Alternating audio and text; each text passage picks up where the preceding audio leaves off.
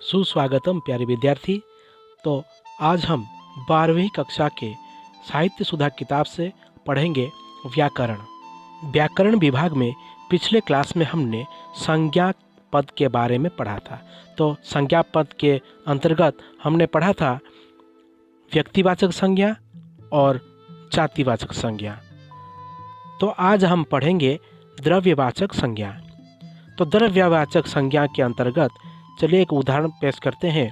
जैसे कि सोना कीमती धातु है।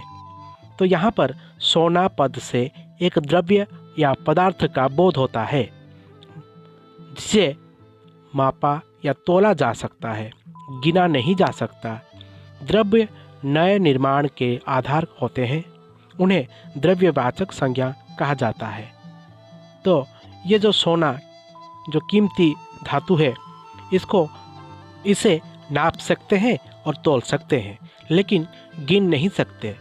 ये जो द्रव्य हैं नए निर्माण के आधार होते हैं, इसलिए इन्हें जो है यह द्रव्यवाचक संज्ञा कहा जाता है। उदाहरण स्वरूप जैसे द्रव्यवाचक संज्ञा में आते हैं सोना, तांबा, चांदी, तेल, दूध, आटा, पानी, चावल, लकड़ी आदि। तो चलिए आगे पढ़ते हैं समूहवाचक संज्ञा। तो समूहवाचक संज्ञा में भी एक उदाहरण है, जैसे कि हाथियों का झुंड जा रहा है। तो इस समूहवाचक संज्ञा के अंतर्गत जो उदाहरण है, यहाँ पर झुंड अनेक प्राणियों के समूह का बोध होता है। झुंड शब्द से जो है अनेक प्राणियों के समूह मतलब एक होने का, एक साथ होने का जो है बोध होता है, अथवा वस्तुओं के समूह का बोध होता है। ऐसे पद समूहवाचक संज्ञा पद कहलाते हैं। यहाँ वस्तुओं का जो समूह होता है उसको भी हम समूहवाचक संज्ञा में ले सकते हैं। तो जैसे उदाहरण स्वरूप जैसे कि दल है, परिवार है, गुच्छा है, पुंज है, कक्षा है, टोली, मंडली, सभा, सेना, ये सब जो है ये समूहवाचक संज्ञा के अंतर्गत आते हैं। समूहवाचक संज्ञा के अंतर्गत हम दल को लेकर एक वाक्य बना सकते हैं, जैसे कि एक आतंकी दल हमारे देश के सीमा के अंदर घुस आया है। परिवार को लेकर भी एक वाक्य बना सकते हैं, जैसे कि हमारे परिवार में 5-6 आदमी रहते हैं। और पुंज को लेकर भी हम एक वाक्य गठन बना सकते हैं। आकाश में रात को तारों का पुंज दिखाई देता है। और कक्षा का भी हम एक वाक्य बना सकते हैं। कक्षा को लेकर हमारे कक्षा में करीब करीब 50 विद्यार्थी पढ़ते हैं। इस तरह टोली, मंडली, सभा, सेना आदि जैसे समूह को बोध कराता है, इसको हम समूहवाचक संज्ञा कहते हैं। तो अब चलिए पढ़ते हैं भाववाचक संज्ञा।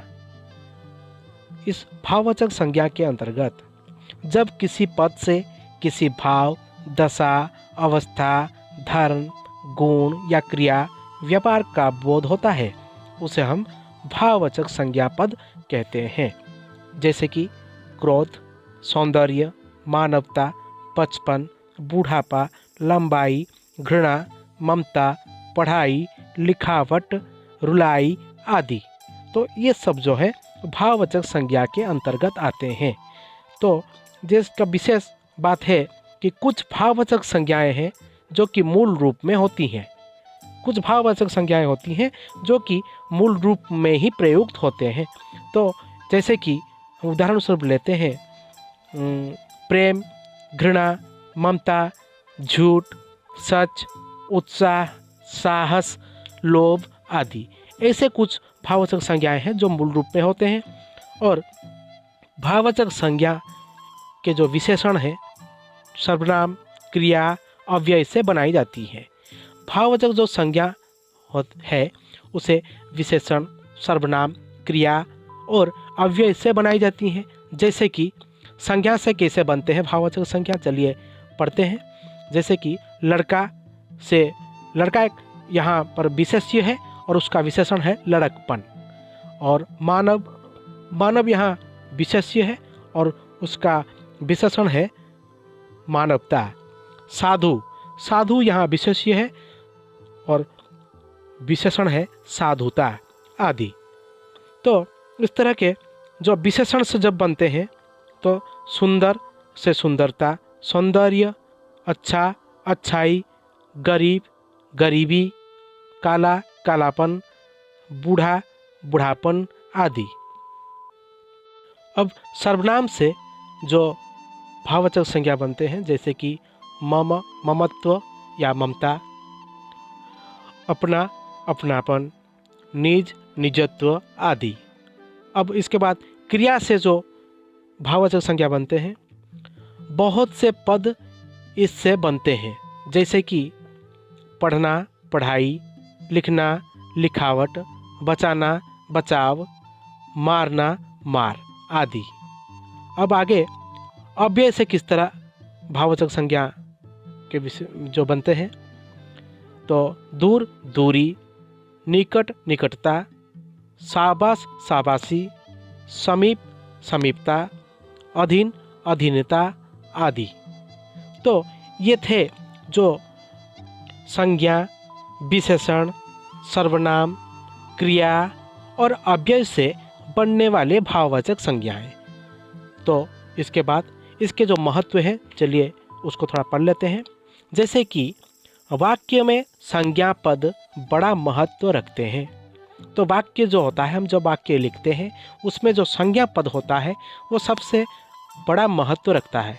जैसे कि ये कर्ता भी हो सकता है, कारण भी हो सकता है, करण भी हो सकता है आदि पदों में प्रयुक्त होते हैं। ये पदों में जो है कर्ता, कर्म और करण जो संज्ञा पद के महत्व को रखते हुए ये प्रयुक्त होते हैं। इनके बिना वाक्य रचना करना असंभव ही है, मतलब इनके बिना वाक्य रचना करना संभव नहीं होती। तो संज्ञा पदों का रूप लिंग, वचन, पुरुष, कारक के अनुसार बदलता है। आगे इस पर हम विचार करेंगे। तो संज्ञा पदों का जो रूप होता है उसका रूप लिंग, वचन, पुरुष, कारक के अनुसार बदलता है। तो प्यारे विद्यार्थी, व्याकरण विभाग में ये संज्ञा पद जो विषय था ये आज यही समाप्त होता है। आगे हम एक नया विषय लेकर फिर उपस्थित होंगे। तब तक के लिए हमें इजाज़त दीजिए। धन्यवाद।